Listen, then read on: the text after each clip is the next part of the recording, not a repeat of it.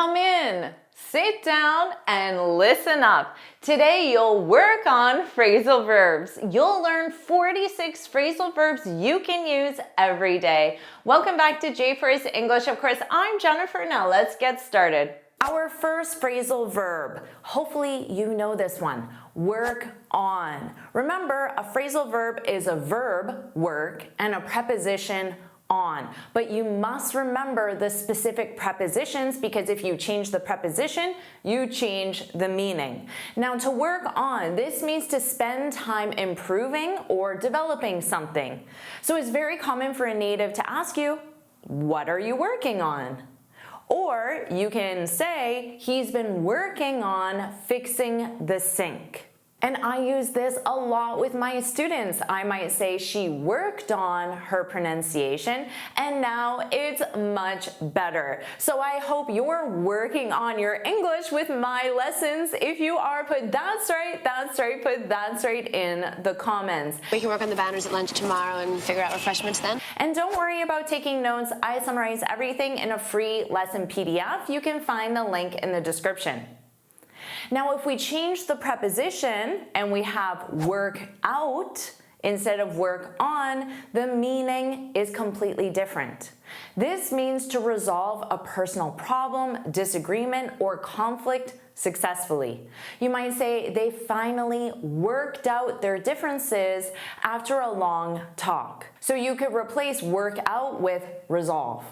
Or you might say, unfortunately, we just couldn't work things out. This might be why your relationship ended or your partnership ended. We couldn't work things out. We couldn't resolve the conflict or issue. We work things out. Now, also remember that phrasal verbs have different meanings depending on context. So the one phrasal verb, work out, can mean different things. So if I say I work out every day at 6 a.m., what does that mean?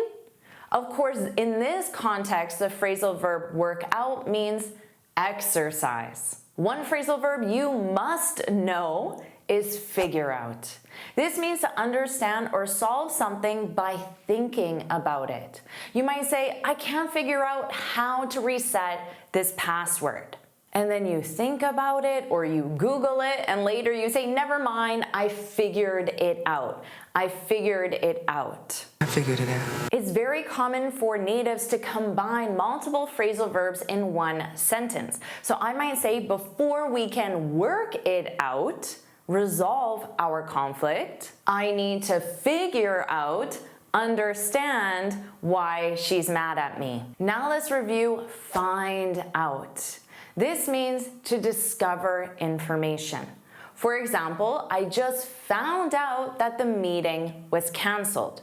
So you discovered, learned this information. I just found out I have to go to Colombia. Or I might ask you, when did you find out about the promotion?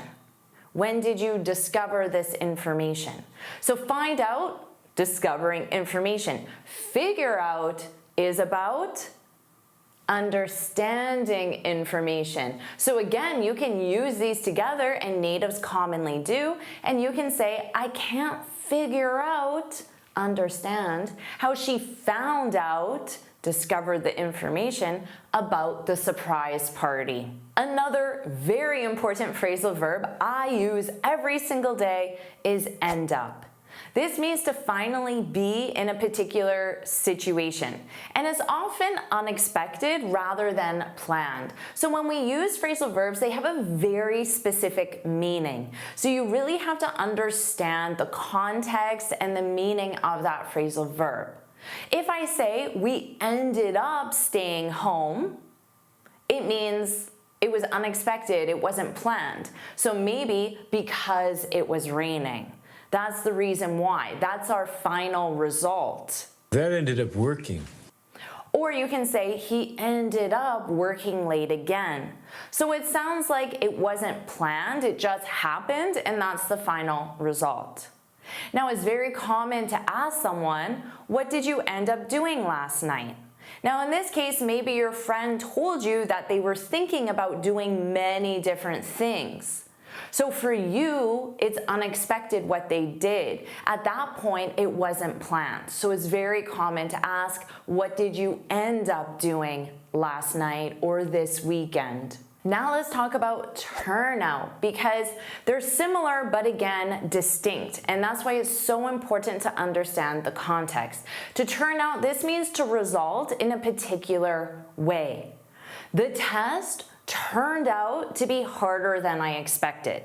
You can absolutely say the test was harder than I expected, but adding turned out, it gives more information about your expectation or your thoughts about the exam.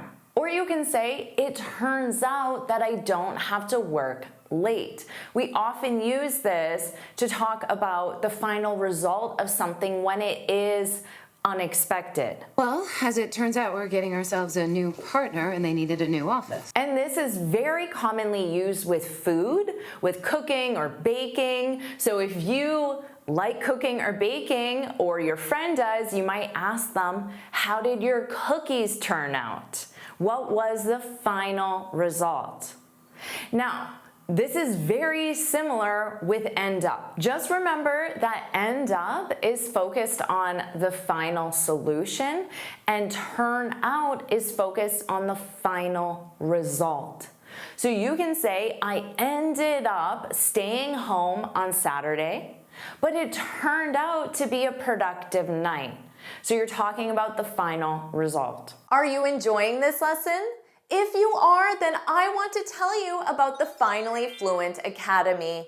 This is my premium training program where we study native English speakers from TV, movies, YouTube, and the news so you can improve your listening skills of fast English, expand your vocabulary with natural expressions, and learn advanced grammar easily. Plus, you'll have me as your personal coach. You can look in the description for the link to learn more, or you can go to my website and click on Finally Fluent Academy. Now let's continue with our lesson. Now let's move on to our next phrasal verb, which is move on. So to continue to the next thing, you've probably heard this before, but make sure you practice it so you feel comfortable using it. You might say, let's move on to the next topic if you're with your coworkers in a meeting, and you can even use this with your friends or family. This can also mean to leave the past behind and continue with your life. So it still has the sense of continue, but you have to forget the past and continue. So for example, she's trying to move on after her divorce. She's trying to continue with her life. Or you might use this as advice to someone, harsh advice, blunt advice. You were fired 6 months ago. You need to move on. If that friend is still upset about the situation, move on. So you need to move on, find something else. And if you don't move on, you might fall behind, and that's our next phrasal verb, to fall behind. This means to stay at a lower level than others. So you might say, my vacation was great, but I fell behind in class. While you were out sightseeing and drinking lattes, your class was learning, but you were not. So you stayed here and then your class progressed. Or you might say, I feel like I'm falling behind. Now you can use this in a general sense, or you can be specific. I feel like I'm falling behind in life, which is quite general, at work, more specific, at school, more specific as well. So people are progressing and you are staying here. I feel like I'm falling behind.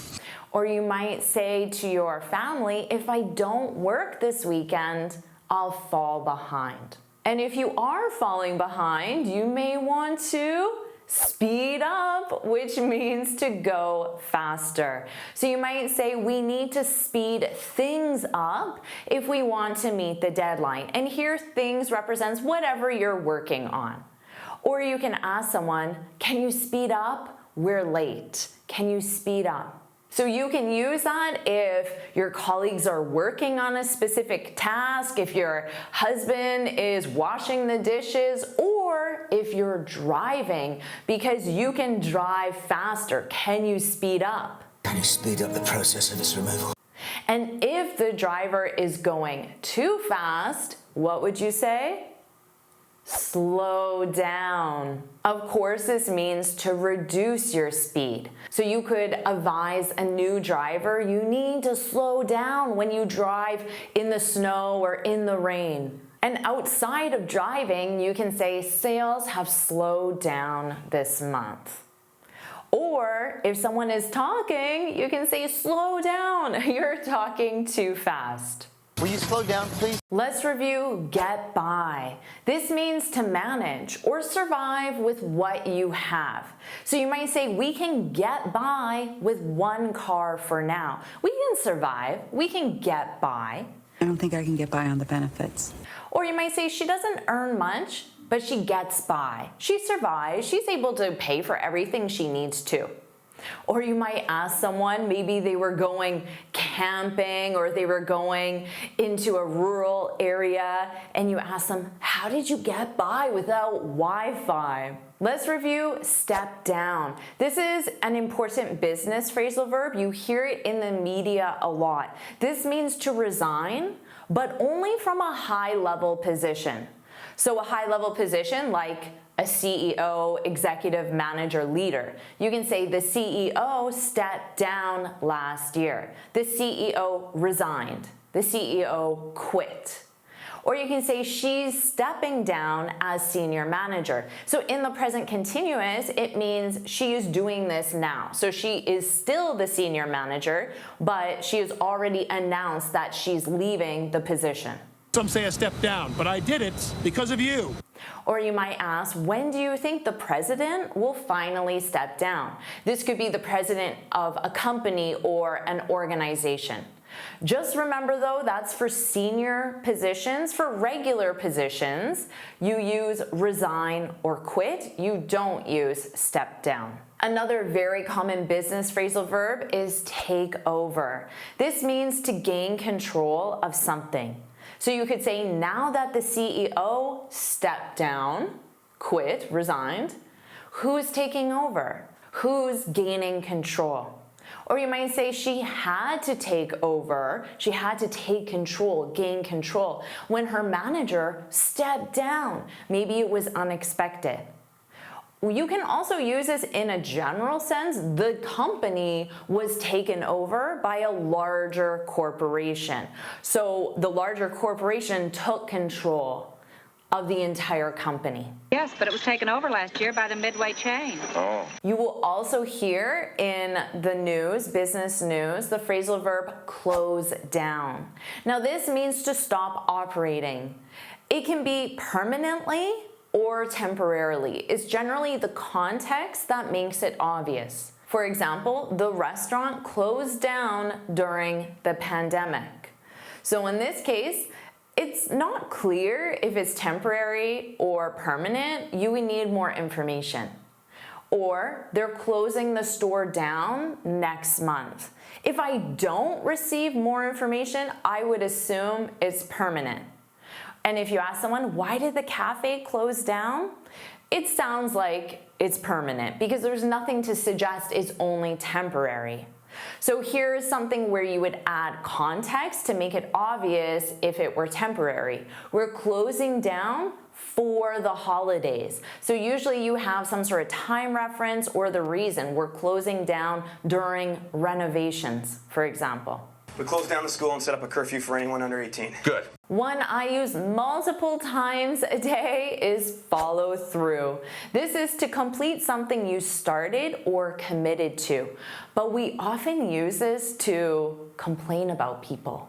My son never follows through. So your son says he's going to clean his room or visit you on the weekends, and he doesn't. He never follows through.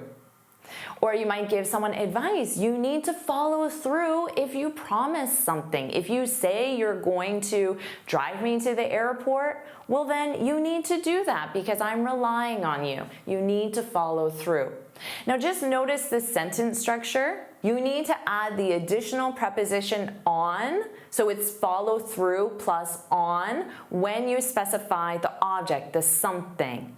So if you say he never follows through on his plans. His plans is the something, it's the object. So in this case, you must add the additional preposition on. You never follow through. Now maybe he doesn't follow through because he's not looking forward to it. Do you know this phrasal verb? To look forward to. You probably know it, but make sure you're using the structure correctly because I see a lot of mistakes with this one. So to look forward to, of course, is to feel excited about something in the future. It could be 5 minutes from now or 5 years from now, but it's in the future. So you might say, I'm really looking forward to the weekend. And even though I'm so looking forward to the next part. Or ask someone, are you looking forward to your trip? Now here's where I see mistakes because you have look forward, that's your phrasal verb, and then you have the additional preposition to, and then you have a noun, the weekend, your trip. But if you use a verb, it must be the gerund verb because to is a preposition, is not part of the infinitive. So you would say, I'm not looking forward to meeting with the ing form, the gerund. I'm not looking forward to meeting the new CEO. So you can absolutely use this in the negative, and many natives do. Let's review put up. This means to hang, attach, or display something. Yesterday, I put up the new posters in my room. Now here, notice yesterday, but put is irregular. All three forms are put, put, put. And put up posters in the area where you hit him. I could ask you, can you help us put up these decorations? Or they put up no smoking signs all over the office. Let's review set up. This means to schedule, organize, or establish something. You might say, I'll set up the meeting. This means schedule. Or can you help me set up my new email account? Can you help me organize it or even establish it? I'll set up my email so it sends out a vacation email. Or they set up a new business last year. They established it, they're organizing it. Let's review to set aside. This means to save something and is generally used with time and money, and you save it for later. So you can think of it as to reserve. You might say, I'm busy now, but I'll set aside some time this afternoon to help you set it up. Set your email account up, for example. Or you might say, Jennifer, I set aside time every day to watch your lessons. You reserve that time, and I certainly hope you do. Or you could say, we set aside $500 every month for emergencies. Now, did you notice this is also an irregular verb? All three conjugations are set, set, set. And we set aside a tidy sum. And if you can't set aside the time, you may need to put it off. So to put off, this means to delay something. As advice, I would probably say don't put off your homework. Don't delay your homework. Set aside the time. Or you might just say, we put off the meeting until Friday. Maybe something more important happened, or one of the executives was sick or on vacation. We put off the meeting until Friday. You put off the really important stuff till later. Or you might ask in frustration, why do you always put things off? Why do you always delay things? We need to speed up. Now let's review bring up. This means to mention a topic. She brought up an interesting point at the meeting. Or you can ask, if you weren't at the meeting, perhaps, did anyone bring up the new marketing plan? Did anyone talk about it, discuss it, raise it? Or you might ask, why did you bring that up? Why did you bring up the fact that our sales have slowed down? Bring up the video? And maybe you brought it up because you just couldn't hold back, which is our next phrasal verb, to hold back. This means to stop yourself from expressing something. But this is often used in the negative. So in the negative, it means that you're unable to stop yourself from expressing something. So you must express something.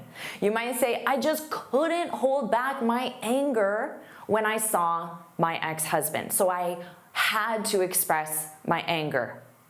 Or she couldn't hold back her tears. She couldn't prevent them. They just came down when she watched that really sad movie, which happens to me all the time. Or you might say to someone, don't hold back your opinion. Share it. Share it honestly. So don't hold back your opinion. I have tried to hold back my feelings, but I can't go on like this. Let's review look after. This means to take care of someone or something like a pet or a plant. Can you look after my dog this weekend? Or you might say she looks after her younger brother after school. So in the present simple, it's a routine. Or you might ask, who's looking after the kids? You should definitely know the answer to that. Who's looking after the kids? Great job! You just added 23 beginner phrasal verbs to your vocabulary. Now let's move on and you'll learn 23 advanced phrasal verbs. First, let's talk about to call someone out. This means to confront or criticize someone, often publicly, for their actions or behaviors. She called him out for not keeping his promises. This means that in public, she said, you didn't keep your promise, and that was a bad thing. She called him out.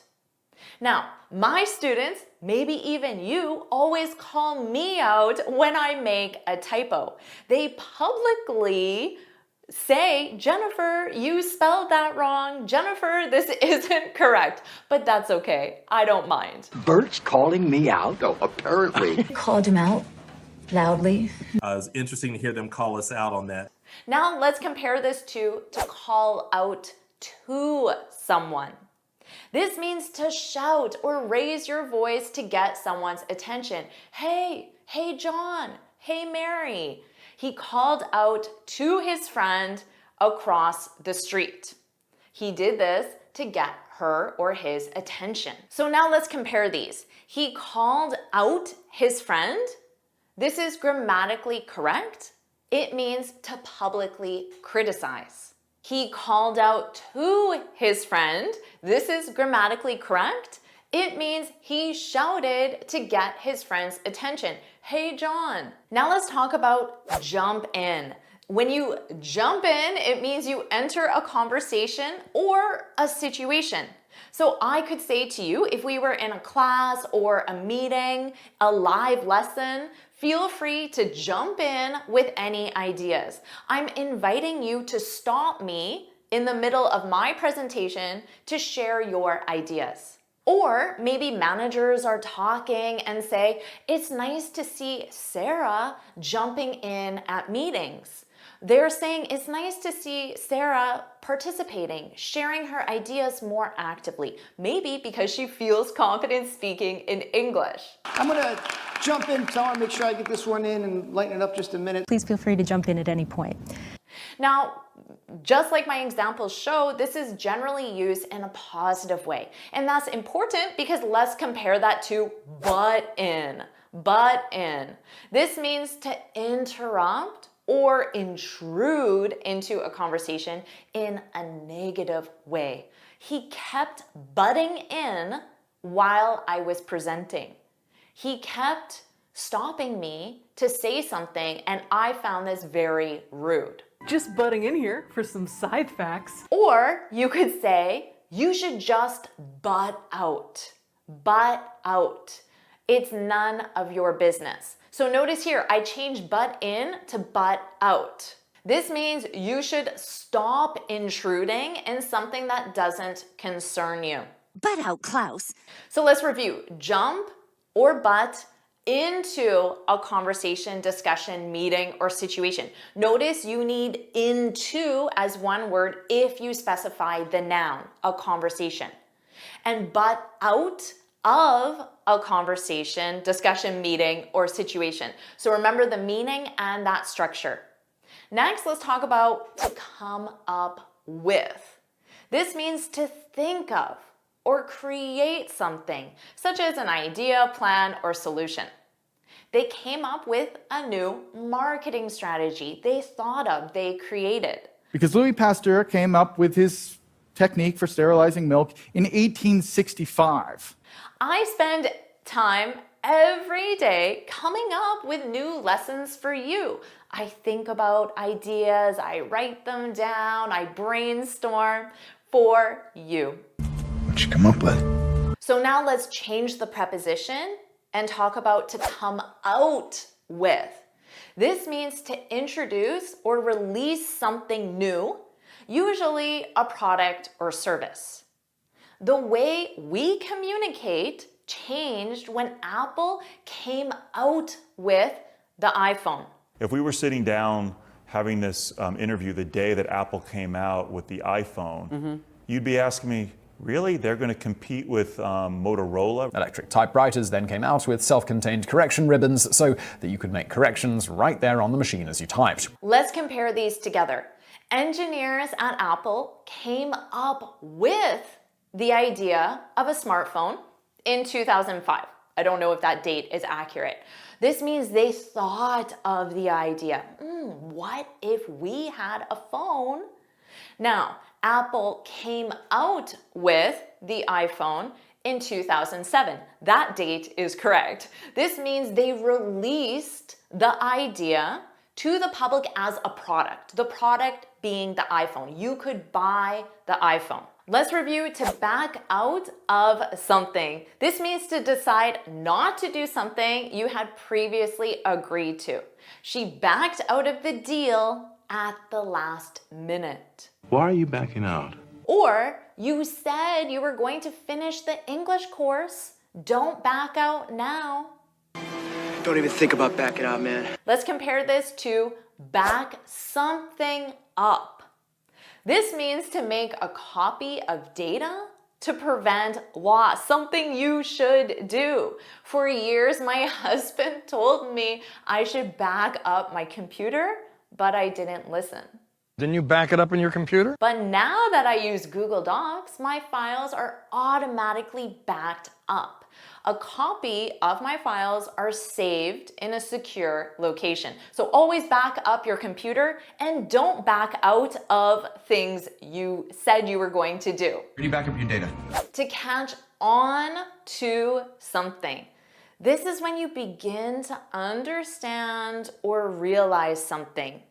It took him a while, but he finally caught on to the joke. Now, you don't have to include the something if context is obvious. You could say, it took him a while, but he finally caught on, if you're talking about a joke and the context is obvious. But she caught on pretty fast. But either way, people caught on to coffee's advantages and began making tea from its leaves. So let's talk about catch up to someone. This means to reach the same level or pace as someone else. She's driving too fast. We'll never catch up. You can say we'll never catch up or catch up to her. If you specify the someone, you need the preposition to. Hurry! They're catching up! Now let's look at this sentence. I need to catch up on my work so I can catch up to my coworker. When you catch up on something, it means you do the tasks that you missed or were not previously completed. With students able to catch up on work over a coffee in the new cafe. Let's talk about to get across. This means to successfully communicate or convey an idea to others. He tried to get his point across, to get something across, his point across in the meeting. That'll get our point across, right? Or, I'm not sure what you're trying to get across. Ooh, maybe you need to say it a different way. Anyways, the point that I'm trying to get across is that social media has made everything just that much more accessible. Number 12, I love this one, to cheer on. This is when you encourage or support someone, often vocally. Let's go, woohoo, you can do it. The fans cheered on their team. And I could say to you, if you leave a comment, that is your way of supporting me vocally. So I could say, thank you for cheering me on. I couldn't have done it without your support. Who cheered us on and picked us up when we stumbled. Someone will be there to cheer us on and pick us up if we fall. Let's compare this to cheer up. This means to help someone feel happier or to become happier oneself. I brought him a coffee to cheer him up. Cheer up. They try with considerable vigor to cheer us up. Or let's combine these. The fact that you came to cheer me on, let's go Jennifer, that really cheered me up, made me happier. Number 14, carry on. Most students know this. This means to continue with an activity or task despite challenges. She decided to carry on with her studies despite the difficulties. Carry on. Let's compare this to carry out. This means to complete or perform an action plan or task. They carried out the experiment successfully. And we carried it out as a family. Let's combine these. Let's carry on with the experiments. Notice you need with when you specify the something. Let's carry on with the experiments. Have you carried out? Have you conducted the first test? So remember, you carry on with something and you carry something out. Number 16, to look into something. This means to investigate or examine something in detail. The company is looking into the issue. I'll look into it. Let's compare this to look over something. This means to review or examine something briefly or casually. She looked over the document before signing. Look over this contract. Let's combine these together. I looked into, I investigated, I looked into the company, and I didn't find any red flags. Red flags are potential risks or problems. I didn't find any red flags. I still need to look over, review the contract. Let's review to check in with someone. This means to communicate with someone to see how they're doing or if they need assistance. He checked in with his supervisor before leaving for the day. So how could he do this? Well, he would go up to his supervisor and say, "Do you need anything before I leave?" Thanks for checking in, though. Now let's compare this to check up on someone. This is when you monitor or observe someone's progress, condition, or behavior to ensure all is well. My dad had an accident, so I check up on him. I observe him and monitor him every day. Would it kill him to check up on us? Sometimes to check up on someone is seen as a negative because it suggests that you don't trust someone's abilities. So you often hear people complain and say, "Oh, my boss checks up on me every 5 minutes," suggesting your boss doesn't trust your abilities and needs to monitor you closely. Are you checking up on me? Number 20, hang out. You should know this one. This means to spend time with someone socially in a casual way.